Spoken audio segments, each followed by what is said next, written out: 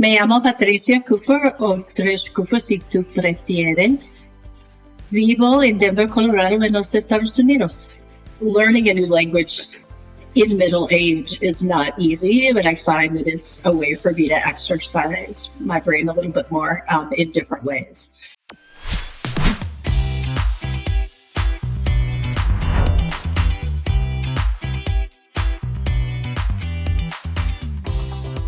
Hola a todos. Welcome to another episode of Conquering Spanish. I'm your host, Tanya Roman, and if it's the first episode you're listening to, I'm also the Student Success Manager at Spanish 55.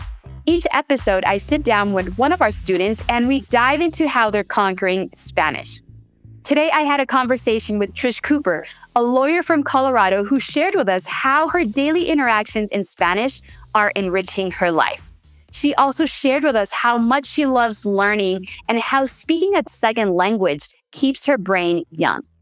In addition, she shared with us what her plans are in the future with Spanish and how she has found the key to push past the fatigue that happens when she has a really rough workday.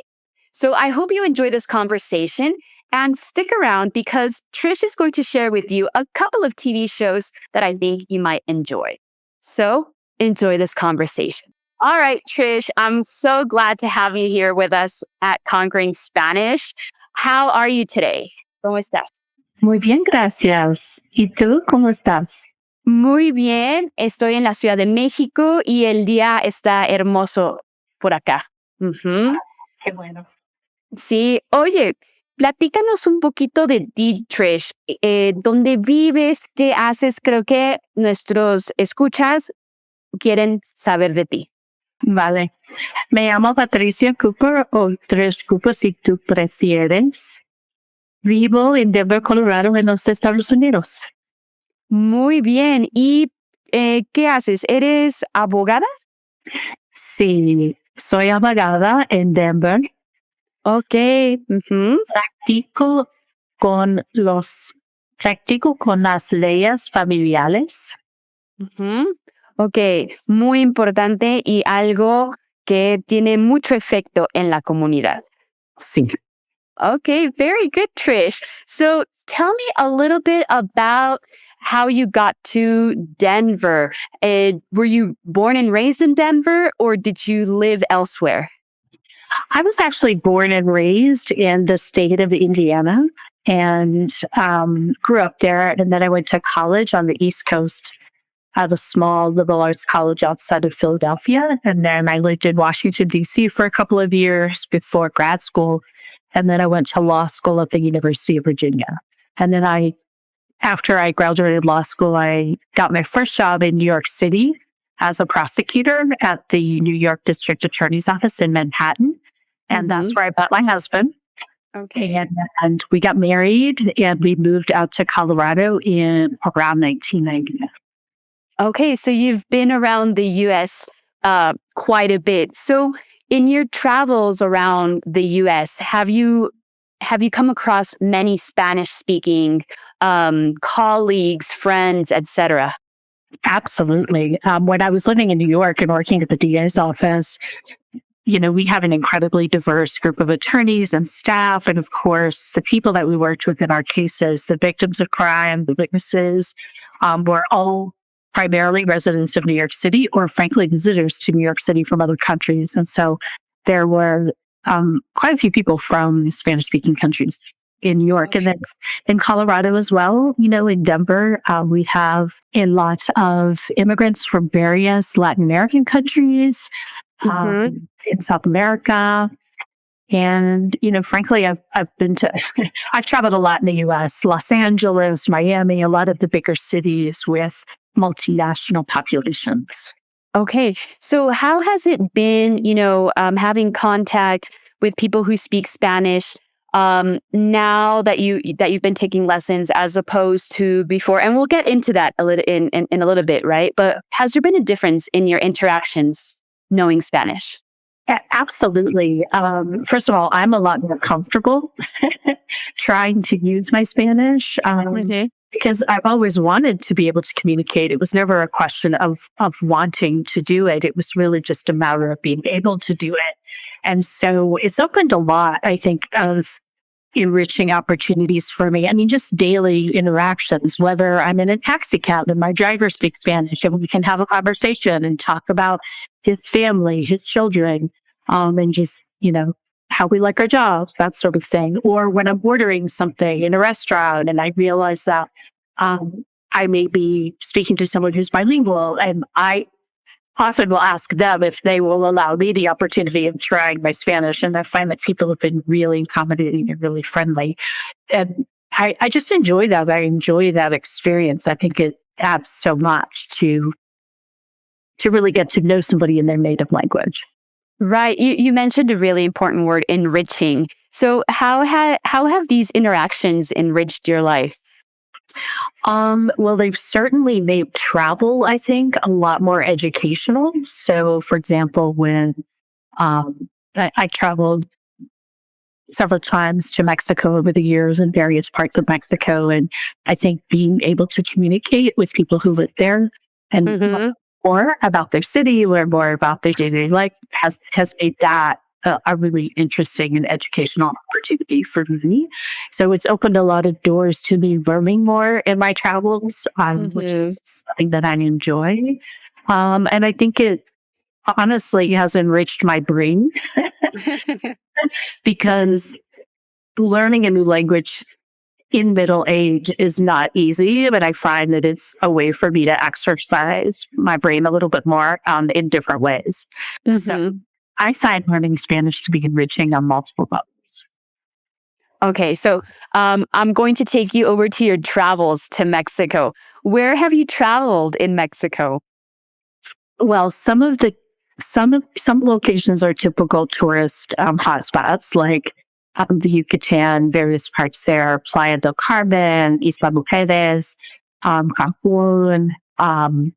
Also, my husband and I, for our honeymoon, when we were first married, we did a 2-week trip to Mexico. We started in Mexico City. We traveled, went to Puebla, Oaxaca, Puerto Escondido. That was before Puerto Escondido became really a tourist spot. At that point, it was still a small fishing village. Tasco. I've been on the Pacific side to Puerto Vallarta, Punta de Vita. Parts of Nayarit, up and down the coast there. Trying to think if I'm missing something. I think that's a pretty good summary. If I've left something out, and I think I'll let you know. Okay. No, but you've really been up and down Mexico, and you've probably gotten to know the culture and the language even deeper now that you have been immersing yourself with it. Absolutely, without a doubt. Do you have a favorite moment from any of those trips or something that stands out? Wow. There are just so many amazing things. I'd have to say that there was something about when my husband and I were on our honeymoon.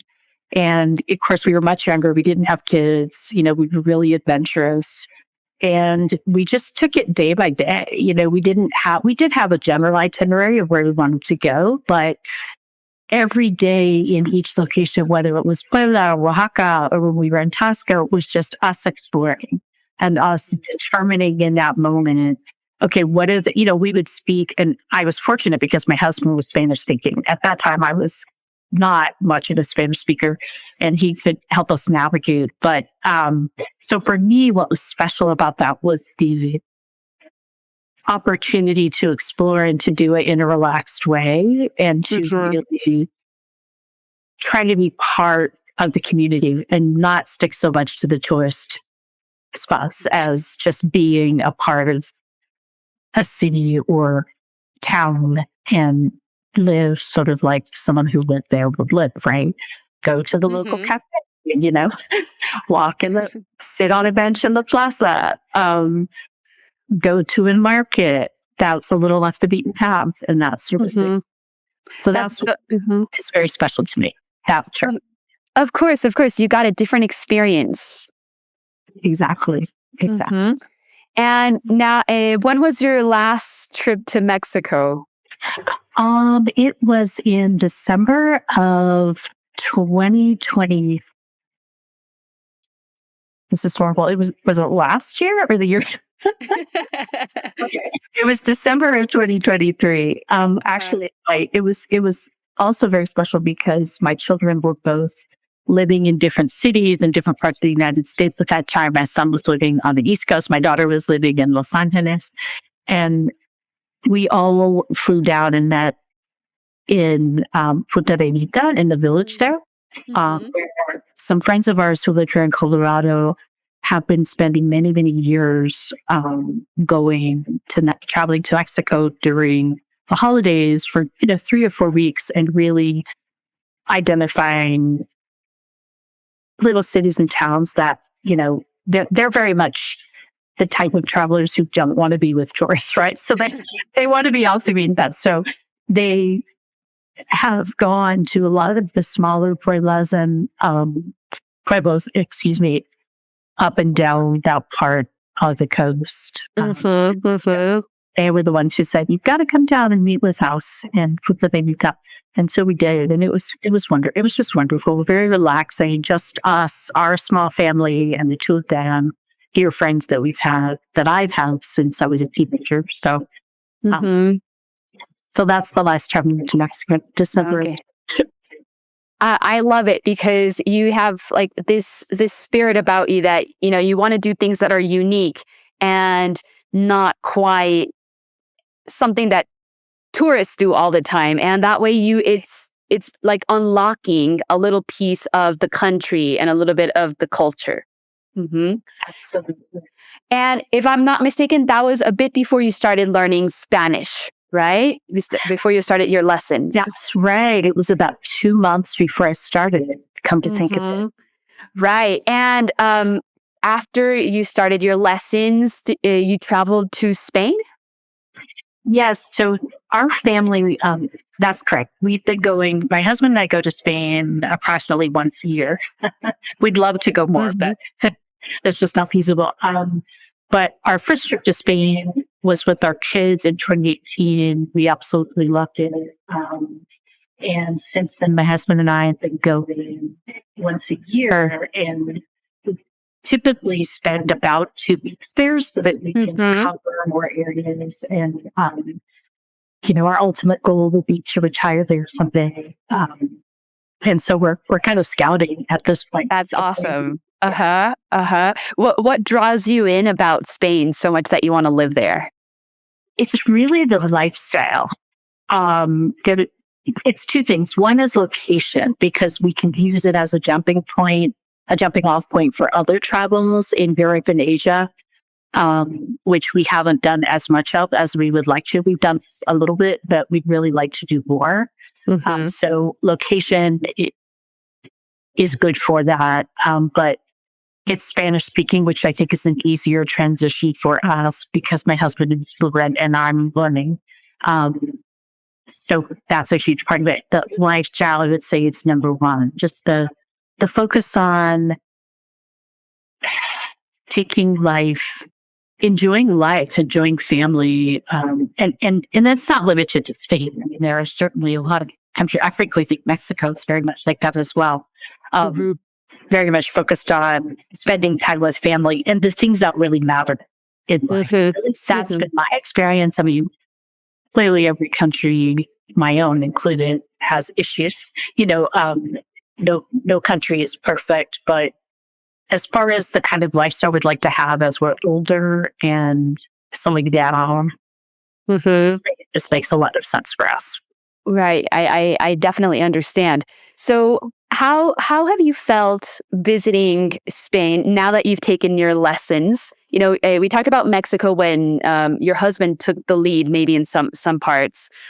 Now you are also learning. You have more vocabulary. How has it changed your experience? It's changed it a lot because, first of all, and I think this is common with a lot of new language learners, I understand even more than I can speak.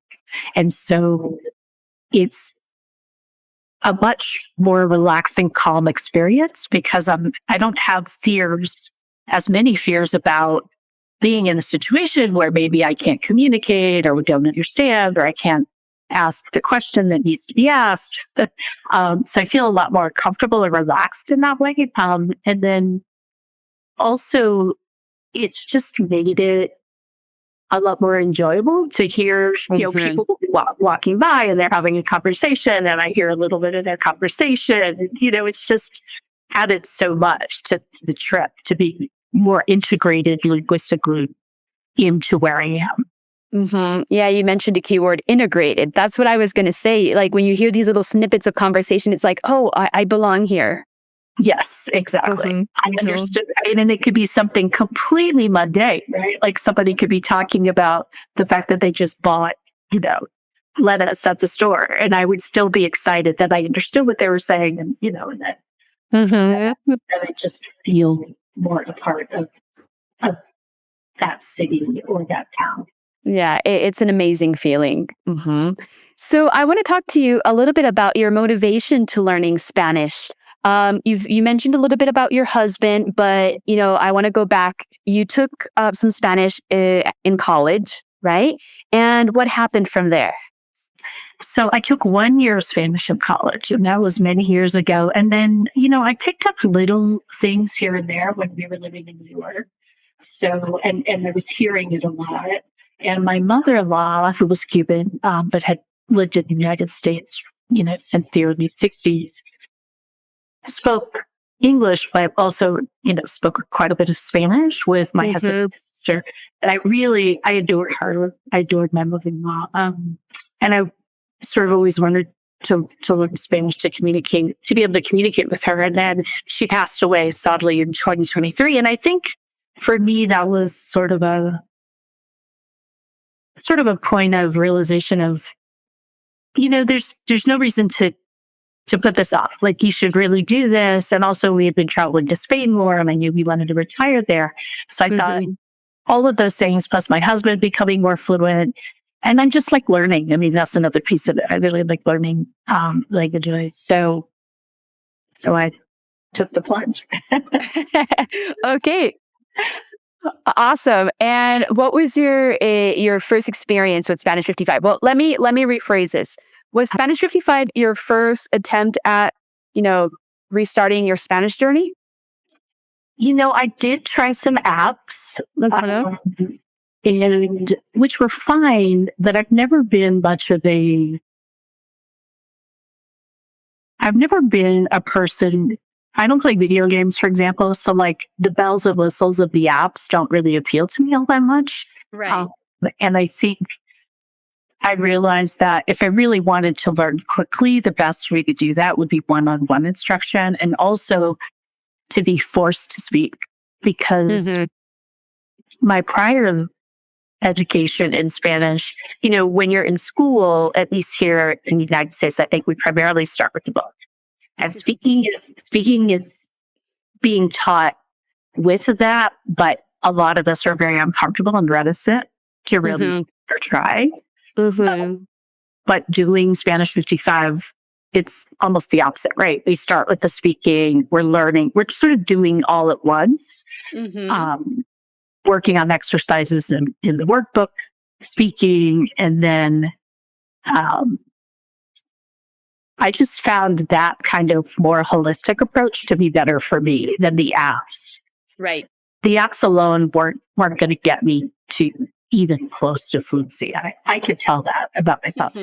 I had a funny story. There was one there was a pod. So there were apps and then there were podcasts. There were some podcasts with like little mini lessons that I was into. And somehow I went down a rabbit hole once and I found this podcast. I would never say the name anyway, but it was bizarre philosophy on how you learn a language and how to do with visualizing certain things, but then the things that you're visualizing are not really the words that you're learning. It was very bizarre. So that's what I realized. And my said, I'm having a great time with Spanish 55. I'm learning a lot. Why don't you try it out? So I said, I would try it out. And I love it, of course. Okay, awesome. So we got to thank your husband for bringing you to this road of Spanish 55. So you've been working with Coach Alberto for the last year, almost year and a half, right? What have been the things that you've liked the most about working with him? First of all, he has tremendous patience with me because one of the things I find most frustrating is as I'm learning more vocabulary and I'm improving, it never fails that, the next lesson or the next lesson, I'll forget a word that I know. And it's just so frustrating that I can't remember it. But he's incredibly good at reminding me that that's okay, that's normal, helping me give myself grace and not be too hard on myself when I don't progress at the rate that I would like to progress at. I think he's clearly got the perspective, having worked with people for so many years, to bring me back to reality and say, this is normal, you're doing great. And he's very encouraging, incredibly patient. Also just, I think, a really good teacher. And you're improving when, I can see the difference. I think he sees it even more than I do, but I can see the difference myself because there was a time before where I would not have been comfortable speaking to other people. And I think the classes with him over time has just been more normalized that I'm speaking Spanish constantly. And so I feel more comfortable doing it. Okay. All right. And so you mentioned something about feeling comfortable. I think a lot of people grapple with the idea of, speaking Spanish outside of their lessons. How do you find the confidence to do so? The truth is, it's really not easy. I think at some point, I just turned a corner and I can't really explain it. I think over a period of time and getting more comfortable in class and realizing in class that my spoken Spanish was getting a little stronger and that my comprehension was getting stronger. It just I just sort of went over whatever that line was of I'm not comfortable trying to say something to somebody to I am comfortable trying it and I'm okay even if I don't say it correctly. I think to me, that's the hardest part is getting over the fear and the worry or the embarrassment that you're going to say something wrong. I think you just have to jump in. You really Yeah, you're standing on the ledge of the pool. You just got to dive right in. Exactly. Right. And just let me tell you something. So to prepare for the interview, I talked to Coach Alberto, and I want to tell you something that he said. And he said that you have progressed greatly in your confidence and that you speak with such confidence because like you said, before you used to get nervous, but he notices this progress in you, which he thinks it's amazing. And we want to congratulate you for that. Oh, thank you so much. That's so nice of him. Yeah. So I think what you said is something very relatable with our listeners because, we are always afraid of just like saying something and not having the correct pronunciation. But the only way to do it is just diving right in. I couldn't agree more. It is terrifying. I've been there. I'm still there. We have a trip to Spain coming up and a part of me thinks this is going to be great. I know so much more. It's going to be so much more comfortable and easier. But then a part of me is still terrified because as there's so many different accents and speeds of speaking in Spanish. And so now I'm, worried about will I be able to understand because people are speaking quickly and I just have to get over it, and get there and do it. So that's what I'm going to do. All right. So I'm sure you're going to do just fine. And after the first conversation, you'll just keep on going. All right. So you mentioned that your husband started with Spanish 55 before you did. How has it been having the both of you learn Spanish at the same time? It's actually been great. He's so much more advanced than I am. He's really at a level of fluency that, I aspire to obtain. So we can't have the kind of conversations that he would normally be able to have with someone else who's fluent, but he's willing to, he speaks to me. Sometimes we'll be driving somewhere in the car and we'll say, okay, until we get to this place, we're just going to speak in Spanish, and we'll speak in Spanish. And he and I, the other thing that's been really fun is we've started finding television series and movies in Spanish that we watch together, and we will do different things. Like, I still need the English subtitles, and I try not to look at them as much as possible, but he ignores the subtitles and he just listens in Spanish. So we found like this balance, but we have found shows that we like to watch together. He will often find something that he read a while ago that's too easy for him, and he'll say to me, hey, I don't need this anymore. Do you want this book, that I have in Spanish? It's more at your level, or maybe a little bit above your level, but at some point you'll want to read it. So it's just been nice being able to share that journey together. And I can hear it. We hear each other. The funny thing is sometimes he'll be in a class with Ashley in another part of the house, and I'll be in a class with Coach Alberto, and we'll hear each other speak through the doors. And it's kind of funny because we're both, trying to learn Spanish at the same time. Right. I imagine it's wonderful having your support system and knowing that the both of you know what the other is going through. Absolutely. He knows what I'm going through. And it's funny because we have different challenges. My challenge is more on really learning some of the basics of grammar, like some of the more we haven't even gone yet into the more complicated verb tenses. And of course, vocabulary, his is more unlearning maybe some things that he learned verbally because he didn't read and write Spanish as much as a child. Okay. So for him, it's right. For me, that book learning piece of it, I knew more about than I knew about the speaking. So we're kind of balancing each other out. But That's great. He blows me out with water without a doubt on every level. But yes, it's been really great doing it together. Oh, I love that you guys can share this and have this joined venture together. So you started talking about the challenges. Grammar can be a bit tricky, the verb tenses. What other challenges have you faced, Trish, and how have you overcome them?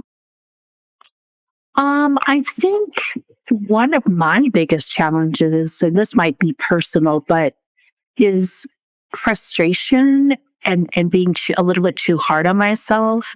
I work long hours. I'm exhausted often when I get home from work, and I just don't.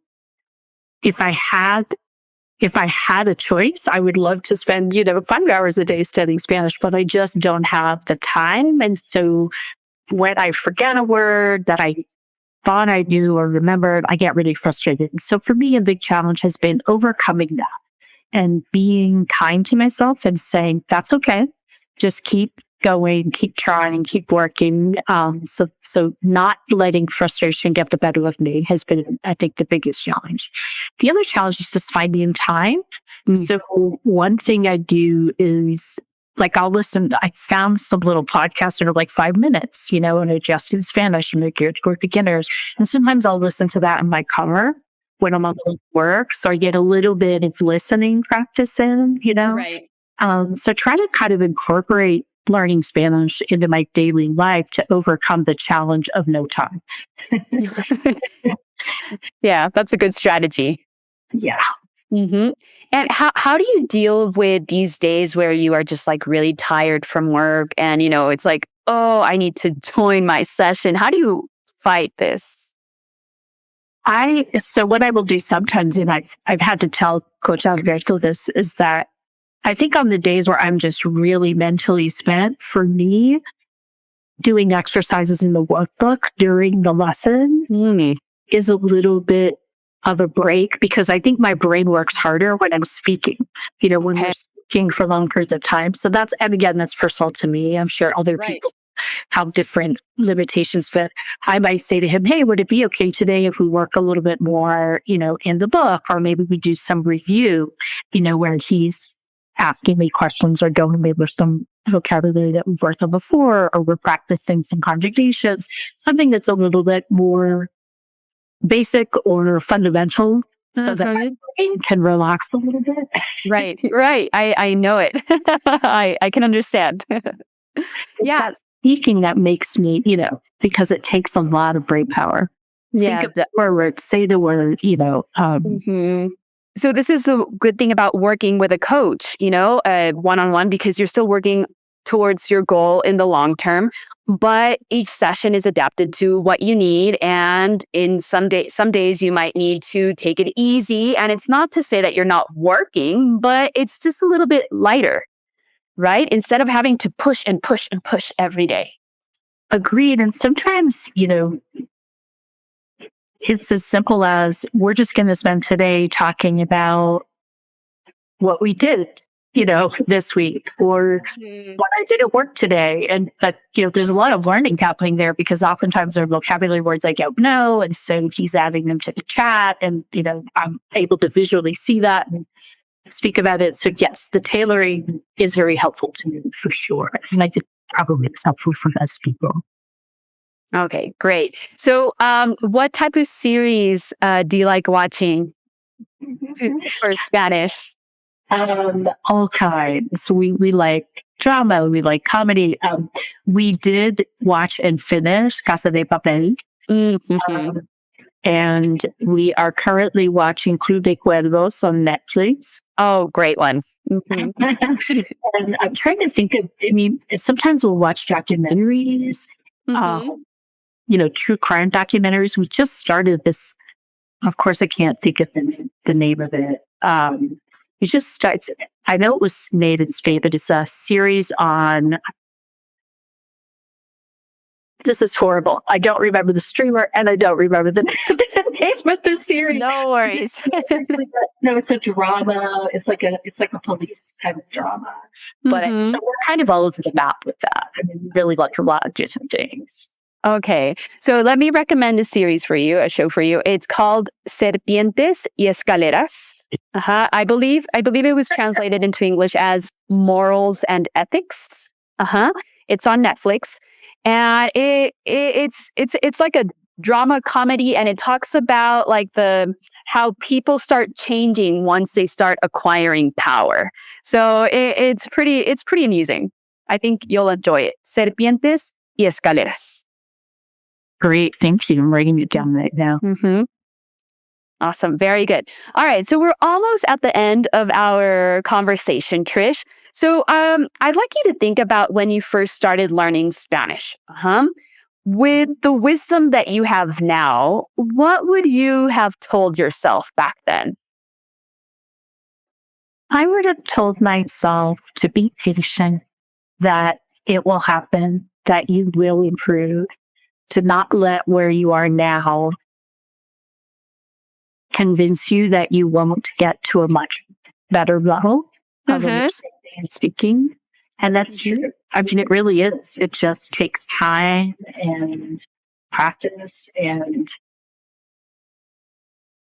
you get there. But you have to believe that. You have to believe that it will happen. Okay, I love it. Believe in yourself. Believe in your goal. Just believe it'll happen. Correct. Exactly. Okay. This is a question that wasn't in the guide, and it's actually brand new. And you'll be the first one to get it. Okay, Trish. Okay. What does conquering Spanish mean to you? Wow, that's a big one, because I see conquering Spanish as really a doorway to so many opportunities in my life, personally, professionally, culturally. I see it as something that will benefit me in ways that I can't even imagine yet, when I get there, when I get to fluency. So not to be philosophical, to sound silly, but I do really feel that way. I do really feel that it will expand my life horizons on many levels.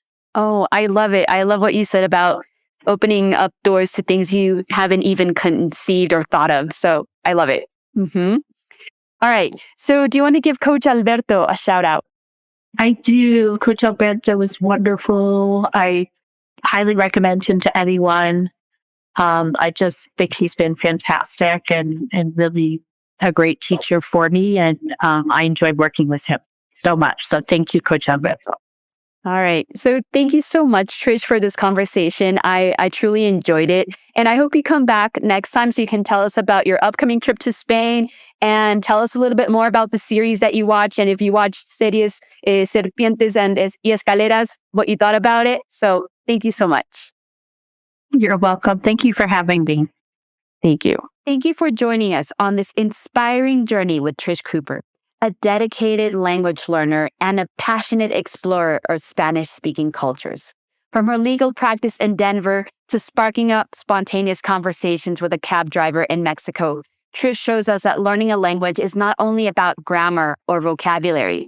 It's about enriching your life, connecting deeply with people, and opening doors to amazing journeys. We learned how her trips to Mexico and Spain shaped her understanding of the language and how Spanish 55 helped her push through her fear of speaking, and even how after long work days, she keeps up the momentum with podcasts, series, and self-compassion. Don't forget to check out some of the TV shows in Spanish that Trish mentioned, like La Casa de Papel and Los Favoritos de Midas. You might even want to check out Serpientes y Escaleras as well. And if you're ready to take your Spanish to the next level, make sure to check out Spanish55.com. We offer personalized one-on-one tutoring with professional native-speaking coaches who tailor each lesson to your goals, whether you're starting from scratch or looking to refine your conversational skills. You can even book a free 55-minute consultation call where you can get a taste of what a customized session feels like and ask any questions you might have. The link is in the show notes. And if you're enjoying these conversations, leave us a review and share this episode with someone who's on their own Spanish learning journey. I'll see you next time as we continue conquering Spanish together.